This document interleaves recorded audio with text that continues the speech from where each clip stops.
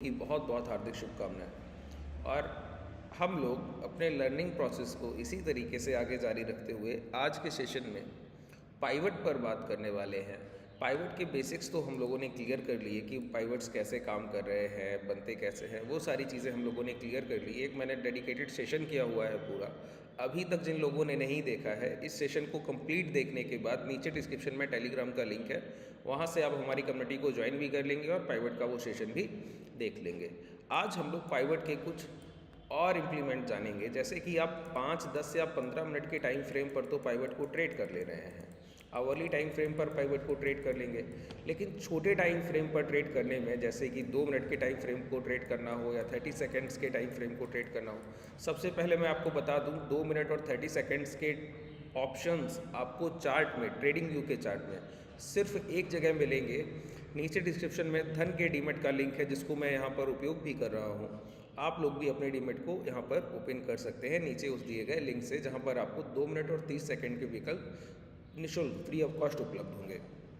देखिए पाइवट के जो रेंज होती है, देखिए इस तरीके से मैं पाइवट आपको थोड़ा सा समझा दूँ। देखिए पाइवट लाइन जो होती है उसको करंट डे का, प्रेजेंट डे का एवरेज लाइन माना जाता है। बहुत ध्यान से सुन लीजिए, मैं आपको बेसिक में एक बार बहुत अच्छे से रिकैप करा दे रहा हूँ। पाइवट लाइन को क्या होता है, करंट डे का एवरेज प्राइस माना जाता है। अच्छा, करंट डे का एवरेज प्राइस, आज तो प्राइस ट्रेड ही नहीं हो पाया, तो करंट डे का एवरेज प्राइस कैसे बनेगा? इसका कोई ना कोई तो कारण होना चाहिए। तो पिछले दिन के जो भी प्राइस होते हैं उनको हम लोग कैलकुलेट करके करंट डे के एवरेज प्राइस को निकालते हैं। जैसे पिछले दिन के प्राइस में 4 कॉन्सेप्ट होते हैं, ओपन, हाई, लो, क्लोज, कि कल बाजार कहीं खुला है, कहीं तक चल कर गया है, कहीं न्यूनतम स्तर तक चल कर आया, लोअर लेवल तक, और कहीं बंद हुआ है। तो इसमें ओपन प्राइस का कोई महत्व होता नहीं है ज़्यादा, तो इसको हम लोग इग्नोर करते हुए हाई, लो, क्लोज और डिवाइड बाई 3, बहुत ध्यान से समझ लीजिए, पिछले दिन का हाई, पिछले दिन का लो और पिछले दिन के क्लोज को जोड़कर डिवाइड बाई 3 करते हैं तो पाइवट का लाइन मिल जाता है। मतलब पिछले दिन का जो भी मार्केट ट्रेड हुआ है उसके अकॉर्डिंग हमको प्रेजेंट डे का एक एवरेज प्राइस मिल जाता है, कि अगर उसके ऊपर भाव है तो हम पॉजिटिव मान सकते हैं, नीचे है तो नेगेटिव मान सकते हैं। हालांकि ये थ्योरी बिल्कुल भी ठीक नहीं है, ये सिर्फ एक बेस थ्योरी है जो बाजार में इस तरीके से काम नहीं करती जैसे आप समझ रहे हैं। ठीक है, अब समझिए, पाइवट की इसी रेंज को 3 या 4 या 5 बार जोड़ने पर हायर साइड पहला, दूसरा, तीसरा, चौथा, पांचवा रेजिस्टेंस मिलता है और पहला, दूसरा, तीसरा, चौथा, पांचवा सपोर्ट मिलता है। ठीक है, ये बात क्लियर हो गई। हम लोग क्या करते हैं, जब भी पाइवट को यूज़ करें, मेरा कहना है अभी अब हम लोग थोड़ा सेटिंग्स के साथ बढ़ेंगे। देखिए हम लोग पाइवट स्टैंडर्ड यूज़ करते हैं, जिसको ट्रेडिशनल पाइवट भी कहते हैं। ठीक है, यहाँ पर हम लोग R3 तक इनफ मोमेंटम ले सकते हैं, इधर भी S3 तक इनफ मोमेंटम ले सकते हैं। ये जो R4, R5 है, S4, S5 है, इसको कोशिश की जाए कि हम लोग अपने सेटिंग्स को चेंज करके, नॉर्म्स को चेंज कर R1, R2, R3 को ही प्राइस चार्ट पर रखें, जिससे देखिए चार्ट का क्लीन दिखना ज़्यादा महत्वपूर्ण है। इंडिकेटर का पूरा दिखना महत्वपूर्ण नहीं है, इंडिकेटर उतना देखे जितना कि ज़रूरी है, बस काम हो जाएगा आपका, लेकिन चार्ट पर प्राइस को बहुत क्लियर देखना, ये सबसे ज़रूरी काम होता है हमारा। ठीक है, इसीलिए अगर आप देखें तो ये जो चार्ट आपको दिख रहा है, इसमें मैंने ग्रिड लाइंस, जो यहाँ पर ग्रिड लाइंस होती हैं यहाँ पर, वो भी मैंने हटा कर रखी हुई हैं। देखिए वर्टिकल और हॉरिजॉन्टल बैक में ग्रिड लाइंस होती हैं जो टाइम को रिप्रेजेंट करती हैं। टाइम तो हम लोगों को यहाँ भी दिख जा रहा है कि 2:45 से 15, 3 बजे तक, 3 से 3:15 तक, 3:15 से 3:30 पोस्ट मार्केट हो गया, तो टाइम तो हमको यहाँ भी दिख रहा है, टाइम ऐसा तो है नहीं दिख नहीं रहा है ना। तो ग्रिड लाइंस को रखने का क्या ज़रूरत है, कोई ज़रूरत नहीं है। आप बिल्कुल एक ब्लैंक पेपर की तरह प्राइस एक्शन को देखा कीजिए, कुछ भी एक्स्ट्रा देखने की ज़रूरत आपको नहीं होनी चाहिए। अब देखिए पाइवट में मैं आपको बताऊं, मैंने कहा आपको 3 लाइंस मिलती हैं, ओपन, हाई, लो, क्लोज के बाद अगर आप इन 3 एस्पेक्ट को जोड़कर डिवाइड बाई 3 करते हैं तो आपको एक नेक्स्ट डे, मतलब आज अगर आप बाजार में ट्रेड करने बैठेंगे तो उसमें कल के बायर सेलर का बहुत बड़ा हाथ होने वाला है। यही तो की पॉइंट है। ये जब हम लोग प्राइस एक्शन सीखते हैं, वही तो मैं आपको बोलता हूँ कि आप क्या कीजिए, पिछले दिन का, उसके पिछले दिन का और उसके पिछले दिन का, टोटल 3 ट्रेडिंग सेशंस के प्राइस एक्शन को अपने माइंड में रखिए। अपने माइंड में ऐसे रखिए कि पिछले 3 दिन हुआ क्या है। ठीक है, अगर आप पिछले 3 ट्रेडिंग सेशंस के सेटअप्स को, प्राइस के कौन से बायर्स ट्रैप हो रहे थे या सेलर्स ट्रैप हो रहे थे, ये चीज़ें ध्यान रखेंगे, उन्हीं में से कुछ ना कुछ रिपीटेशन सेटअप्स आपके करंट डे, प्रेजेंट डे में बनते हैं। वहीं पर आपको पोजीशंस बनानी होती हैं। बहुत सिंपल होता है, क्योंकि कल के खरीदार बिकवाल ही आज के खरीदार बिकवाल होंगे, उनके साथ कुछ और बायर सेलर जुड़ जाएंगे। जिस समय आज जो नए बायर सेलर आए वो बाजार में डोमिनेशन नहीं कर रहे होंगे, तो कल के बायर सेलर ही एक्टिव होंगे। उनके खरीदने और बेचने का तरीका वही रहेगा जो कि कल रहा है, उसके एक सेशन पहले रहा है, तो वही प्राइस एक्शन रिपीट होते रहते हैं। इसीलिए कहा जाता है प्राइस रिपीट इटसेल्फ। भाव खुद को दोहराव की प्रवृत्ति के साथ रखता है। ठीक है, अब देखिए यहाँ पर मैं आपको एक सिंपल तरीका बता दूँ, कभी भी ध्यान से सुनिए। ये पाइवट लाइन मान लेते हैं आपकी आ गई, ठीक है, और इसके ऊपर आपने 3 लगा दिए, R1, R2, R3, मतलब रेजिस्टेंस 1 है, रेजिस्टेंस 2 है, रेजिस्टेंस 3 है। अब रेजिस्टेंस का मतलब क्या है कि बाजार जब भी इसके नियर बाउज जाएगा ये प्रतिरोध का काम करेगा। अब देखिए रेजिस्टेंस का काम है प्रतिरोध, मतलब भाव में रुकावट पैदा करना। तो भाव में प्राइस में रुकावट पैदा करने का मतलब ये नहीं कि प्राइस को पूरी तरीके से रोक दिया जाए, हाँ कोशिश होगी कि रोका जाएगा। अगर ये रेजिस्टेंस बढ़ा हुआ, इतने नीचे से बायर्स एक्यूमुलेशन नहीं कर पाए जितना कि यहाँ रेजिस्टेंस पर सप्लाई आ जाएगी, तो प्राइस गिरेगा। ठीक है, और अगर यहाँ पर बायर्स एक्यूमुलेशन अच्छा कर ले गए और रेजिस्टेंस के पास प्राइस रुका रहेगा, उसके बाद हाई ब्रेक कर देगा। ठीक है, या फिर यहाँ एक्यूमुलेशन चलेगा तो थोड़े समय तक चलेगा। अब देखिए है क्या, आप लोग पाइवट को यूज़ करते हैं तो पूरी तरीके से पाइवट पर ही निर्भर हो जाते हैं, यही गलती हो जाती है। जब आप पाइवट को यूज़ कर रहे हैं तो वो प्राइजेक्शन के साथ काम करेगा। अगर आपको प्राइजेक्शन नहीं पता है तो फिर पाइवट को आप यूज़ करेंगे, छोटे टाइम फ्रेम में तकलीफ में आएंगे। यही मैं मूविंग एवरेज में बोलता हूँ। जब आप मूविंग एवरेजेस को यूज़ कर रहे हैं तो बहुत रेयर केस होता है कि आपको प्राइजेक्शन की बहुत ज़्यादा ज़रूरत पड़ जाए, लेकिन पाइवट को जब आप यूज़ कर रहे हैं तब आपको पाइवट के साथ प्राइजेक्शन की ज़रूरत पड़ेगी ही पड़ेगी। मूविंग एवरेज में आपको क्या है, आपने 8 एक्सपोनेंशियल लो लगा लिया, प्राइस एक बार नीचे आने के बाद दोबारा ऊपर जाएगा, स्विंग हाई लो ब्रेक नहीं हो रहे हैं तो आप हर बार लॉन्ग करते जाएंगे। तो प्राइजेक्शन की बहुत ज़रूरत नहीं है, बस प्रॉफिट बुकिंग में ज़रूरत आएगी जब आप अपने प्रॉफिट को ट्रेल कर रहे होंगे। अच्छा, प्रॉफिट ट्रेलिंग अगर आप लोगों को नहीं आता है तो मुझे नीचे कमेंट सेक्शन में हाईएस्ट कमेंट अगर प्रॉफिट ट्रेलिंग के लिए मिलेंगे तो मैं आपको बताऊंगा स्टॉप लॉस ट्रेलिंग एक जेन्युइन प्रोसेस से कैसे होती है, जहां पर आप तभी निकलेंगे जब प्राइस वो चलता हुआ भाव अपना मोमेंटम का टॉप बना रहा होगा, या फिर आपने शॉर्ट किया है तो बॉटम बना रहा होगा। ठीक है, ट्रेलिंग बहुत आसान है, बस आप उसको कॉम्प्लिकेटेड बना दे रहे हैं और कुछ भी नहीं। ट्रेलिंग करने में बहुत आसानी होती है, मोमेंटम जहाँ तक चलेगा वहाँ तक आप प्राइस के साथ रहेंगे। और प्राइस के साथ रहने में मोमेंटम को कैसे कैप्चर किया जाए, आप लोगों के हाईएस्ट कमेंट अगर इस वीडियो पर एसएल ट्रेलिंग के लिए आएंगे तो नेक्स्ट सेशन में एसएल स्टॉप लॉस ट्रेलिंग पे करूँगा। अब देखिए आप लोगों का क्या है, जब आप पाइवट को देख रहे हैं, देखिए मैं आपका पूरा एक कॉन्सेप्ट ही नज़रिया ही बदल रहा हूँ पाइवट को देखने का। देखिए जब आप पाइवट को देख रहे हैं तो आपको लगता है कि अगला R1 रेजिस्टेंस है, नहीं है, अगला R2 उससे बड़ा रेजिस्टेंस है, ये भी थ्योरी गलत है। इसी तरीके से पहला S1 सपोर्ट है, नहीं, अगला S2 सपोर्ट है, नहीं, ये थ्योरी ही गलत है। मैं आपको बताऊँ, ये रेंज जिस तरीके से एक्ट करेगी S1 से लेकर S2 तक वो महत्वपूर्ण है। ये R1 से लेकर R2 तक की रेंज कैसे रिएक्ट करेगी ये महत्वपूर्ण है। अब ये जो मैंने लाइन बोली कि रेंज ज़रूरी है, वो प्राइस ज़रूरी नहीं है, इस बात को समझिए। देखिए जब भी प्राइस एक एवरेज लाइन के ऊपर है तो पॉजिटिव है, मतलब खरीदार यहाँ पर डोमिनेशन पोजीशन है, बायर्स डोमिनेट कर रहे हैं। इन बायर्स को रोकने के लिए अगर कुछ अच्छे बिकवाल किसी हायर लेवल पर बैठे हैं तो वो अपने एक भाव पर प्राइस कभी नहीं बेचते। अब एक बात बताइए, मैं आपको सिंपल एक टास्क दूँ कि 1000 CR 1000 करोड़ का मैं आपको एक पॉकेट साइज देता हूँ 10,000 CR का, जाइए जाकर रिलायंस और HDFC बाई कीजिए, रिलायंस और HDFC बाई कीजिए। तो एक बात बताइए, रिलायंस के आपको 2850 अगर चल रहा है तो 2850 पर ही मिल जाएंगे क्या सारे शेयर्स, अगर आप आधा इसका क्वांटिटी लगा देते हैं? तो नहीं मिलेंगे ना। इतना बड़ा डिमांड आपको क्रिएट करना है, इतना बड़ा कैपिटल आपको डिप्लॉय करना है, मतलब आपको अपने लिमिट ऑर्डर्स का एक जाल बिछाना होगा। 2850, 2851, 2852, 2855, 2845, इस तरीके से एक रेंज बाइंग होगी, एक सर्टेन प्राइस की बाइंग नहीं होगी। इसी तरीके से अगर सेलर्स की हाई डिस्ट्रीब्यूशन यहाँ पर पड़े हुए हैं, मतलब बहुत ज़्यादा बिकवाली की हुई है, तो कभी सेलर रेजिस्टेंस एरिया के पास एक एग्जैक्ट प्राइस पर, नॉट प्राइस पर नहीं बेचेगा। वो अगर अब 22,200 पे बेच रहा है तो 22,210 पर भी ऑर्डर पड़ा होगा, 20 पर भी, 25 पर भी। तो उनकी एक सेलिंग रेंज होगी, सेलिंग का एक प्राइस नहीं होगा। वो प्राइस एक एवरेज प्राइस हो सकता है उस रेंज का। ये हो सकता है कि ये R1 का प्राइस उस रेंज का एवरेज प्राइस होगा, जो कि लगभग होता भी है। इसी तरीके से जब R2 आता है तो R2 से R3 की रेंज, इसी तरीके से जब S1 आता है तो वो एक्यूमुलेशन का एक रेंज है। अब समझिए आप लोगों को क्या लगता है जो आप पाइवट को यूज़ करने में गलती करते हैं। एक मैंने आपको बेस नॉलेज से ही यहाँ पर जोड़ दिया कि प्राइस के साथ अगर आप रहे तो समझ जाइएगा। अब जैसे कि ये प्राइस है, ध्यान से समझ लीजिए, कोई R1 के पास इस तरीके से चलकर पहुँचा, ठीक है। अब ये क्या कर रहा है, डायरेक्ट इसको ब्रेक कर रहा है। आप बोलिए आप लॉन्ग करेंगे? मैं तो नहीं करूँगा। क्यों? अगर आपका एक्यूमुलेशन एरिया आपके रेजिस्टेंस एरिया से बहुत दूर है और आपने नियर बाई रेजिस्टेंस कोई टाइम नहीं गुजारा, इसका मतलब है कि आपकी खरीदारी एक सेलर प्राइस के पास नहीं हुई।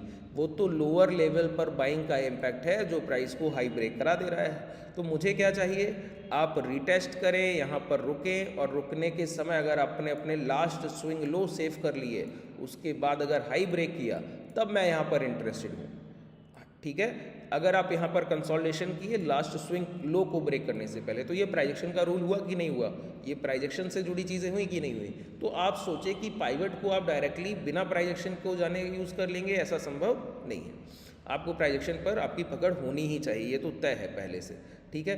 अब यहीं पर प्राइस क्या करे, इसको टच करे, टच करने के बाद नीचे आए, नीचे आकर अपना लास्ट स्विंग लो जो भी यहाँ पर लगा है उसको ब्रेक कर दे। मतलब ये जो जोन है ये स्ट्रॉन्ग सेलर जोन है। अब प्राइस इस रेंज तक कभी भी पहुंचेगा तो वहां से गिरावट की कोशिश करेगा। बायर चाहे तो लोअर लेवल पे प्राइस को रोक ले। अब प्राइस यहाँ पे 2 से 3 या 4 बार रिटेस्ट करेगा, उसके बाद ही ये ब्रेकआउट संभव है। तो इस रेंज में हाई डिस्ट्रीब्यूशन पड़ा हुआ है। क्या पड़ा हुआ है? हाई डिस्ट्रीब्यूशन पड़ा हुआ है। मैंने आपको एक सिंपल प्राइजेक्शन के साथ रेजिस्टेंस एरिया को यूज़ करने का तरीका आपको समझा दिया, ठीक है। इसी तरीके से मैं आपको सपोर्ट एरिया भी समझा देता हूँ। मान लेता हूँ कि ये सपोर्ट एरिया है, ठीक है, ये सपोर्ट एरिया है। अब सपोर्ट एरिया के पास प्राइस इस तरीके से पाइवट से आया तो मतलब प्राइस अभी नेगेटिव है। नेगेटिव प्राइस में अगर सपोर्ट के पास प्राइस आकर उसको टच करके वहीं रुकने लगे, मतलब सपोर्ट बहुत स्ट्रांग नहीं है, तभी सपोर्ट के पास अच्छी बाइंग नहीं उठी। अगर यही प्राइस नियर बाई सपोर्ट आके और इसके पहले ही एक बड़ा रिजेक्शन ले और पाइवट के पास पहुंच जाए, इसका मतलब है कि ये सपोर्ट बहुत स्ट्रांग है, यहाँ पर हैवी एक्यूमुलेशन हुआ है, यहाँ पर बड़ी खरीदारी हुई है। अब देखिए, अब जब भी इस सपोर्ट के पास दोबारा प्राइस आए, आपको तैयार रहना चाहिए जहाँ से भी रिवर्सल मिलेगा वहीं पे ट्रेड करने के लिए, क्योंकि आपने एक प्रीवियस सिग्नल देख लिया कि ये एक हाई एक्यूमुलेशन जोन है। जैसे कि ये लो डिस्ट्रीब्यूशन जोन था, या फिर अगर लो ब्रेक हो गए तो हाई डिस्ट्रीब्यूशन जोन बन गया था। इसी तरीके से अगर सपोर्ट के पास प्राइस पहुंचते ही यहाँ से ऊपर की तरफ निकल रहा है, मतलब ये हाई एक्यूमुलेशन जोन है। ये कमज़ोर बायर्स नहीं है, ये स्ट्रॉन्ग बायर है, ये बड़ी खरीदारी करते हैं। बात क्लियर हुआ? तो प्राइस जब दोबारा यहाँ आने की कोशिश करेगा तो हमको वेट करना होगा कि दोबारा यहाँ रिट्रेसमेंट हो, हम फिर अपनी खरीदारी करें तो प्राइस बहुत तेज़ी से अप ट्रेंड की तरफ निकल जाए। ये एक सिंपल कॉन्सेप्ट है। देखिए, अब चलिए इसको हम लोग प्राइस पे देख लेते हैं। अच्छा, जब भी आप इसको यूज़ करेंगे तो 30 सेकंड के टाइम फ्रेम पर यूज़ कर सकते हैं, 2 मिनट के टाइम फ्रेम पर यूज़ कर सकते हैं, ठीक है। अब मैं 30 सेकंड के टाइम फ्रेम पर इसलिए शिफ्ट हो रहा हूँ क्योंकि मैं देख पा रहा हूँ कि पिछले 2 हफ्ते या 2.5 हफ्ते 3 हफ्ते में जो भी मैंने अपने ट्रेडर्स के साथ, आप लोगों के साथ मेहनत की, तो उसके परिणाम मुझे 2 मिनट के टाइम फ्रेम पर अब मुझे बहुत उत्साहवर्धक दिखाई देते हैं। आप लोग अपने बहुत पॉजिटिव रिजल्ट लेकर आ रहे हैं, चाहे वो एवरेज को यूज़ करना हो, चाहे वो बॉलिंजर बैंड को यूज़ करना हो, आप लोग बहुत अच्छे से उसको इम्प्लीमेंट कर पाते हैं और उसको उपयोग कर पाते हैं। हालांकि जो लोग क्लासेस में आते हैं वो लोग हैजिंग में रहते हैं तो उनको तो लॉसेस होते ही नहीं है, क्योंकि हैजिंग का कॉन्सेप्ट ही कुछ इस तरीके से है कि निफ्टी 1-1.5 पॉइंट की रेंज में कहीं भी ट्रेड करेगा, हमको प्रॉफिट में बाहर आना है। बैंक निफ्टी 2.5 से 3,000 पॉइंट की रेंज में कहीं भी ट्रेड करेगा, हमको प्रॉफिट में बाहर आना है। तो वो अलग चीज़ें हैं। अगर आप लोग भी हैजिंग के साथ ट्रेड करना सीखना चाहते हैं तो नीचे डिस्क्रिप्शन में टेलीग्राम का लिंक है, व्हाट्सएप कम्युनिटी का लिंक है, उसके साथ आपके पास कॉन्टैक्ट डिटेल भी है। आप कॉन्टैक्ट करके डायरेक्ट जानकारी ले सकते हैं, उसके बाद जानकारी लेने के बाद इनरोल कर सकते हैं। देखिए, हम लोग यहाँ पर क्या करें, पाइवट को यूज़ करें। पाइवट भी देखिए स्टैंडर्ड होता है, ट्रेडिशनल, एक फिबो पाइवट होता है, फिबोनाची रेंज से, है ना। अभी मैं सिर्फ ट्रेडिशनल पाइवट की बात कर रहा हूँ। यहाँ पर आप सेटिंग में जाएंगे, सेटिंग्स में जाने के बाद हमको क्या करना है, R1 और R5 को निकाल देना है। ये हमारे लिए R1, R2, R3 पर्याप्त है, इससे ज़्यादा हमको कुछ नहीं चाहिए, ठीक है। R1, S1 और S4 और R4, S5 और R5, ये रेंज हम लोगों ने यहाँ से हटा दी और बाकी चीज़ें आपके लिए ठीक है। यहाँ पर देखिए, एक फिबोनाची होता है, एक वुडी क्लासिक, डीमार्क और कैमेरिया। हम लोग अभी सिर्फ ट्रेडिशनल प्राइवेट पे बात करेंगे। ट्रेडिशनल प्राइवेट ही सबसे बेहतर काम करता है और आपको ज़्यादा परेशान होने की ज़रूरत नहीं है। अब देखिए, ध्यान से समझिए, यहाँ पर क्या है, सुनते जाइए सिर्फ, बाकी चीज़ें तो ऐसे ही क्लियर हो जाएंगी। मैं एक सेशन आपका निफ्टी का लास्ट और एक सेशन बैंक निफ्टी का आपको एग्जांपल देता हूँ, ठीक है। ये पाइवट लाइन है, मतलब पिछले दिन के ओपन को छोड़कर हाई लो क्लोज को ऐड कर कर डिवाइड बाई 3 कर कर आपको पाइवट मिल गया। तो ये पिछले दिन के बायर सेलर का एक परफेक्ट एवरेज लाइन मिल गया। प्राइस क्या किया, गैप डाउन किया।